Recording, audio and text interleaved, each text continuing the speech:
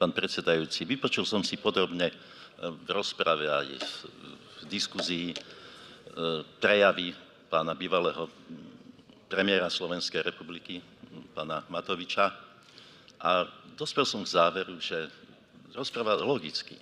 Ja som mu jednoducho uveril a aj mu verím, že on jediný dobre hospodáril ako minister financií, že dostal Slovensko na 5. miesto, a uveril som mu teda v tom, že on, podľa jeho vyjadrení, je asi jediný teda schopný, ktorý tú ekonomiku teda zvládne.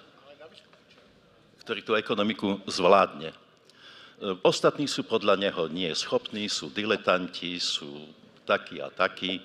A preto by som teda navrhol, aby Národná rada Slovenskej republiky teda prijala uznesenie, pokiaľ je to možné, aby každá budúca vláda, ktorá bude, dala na post ministra financií pána Matoviča. Mali by sme teda skutočného odborníka.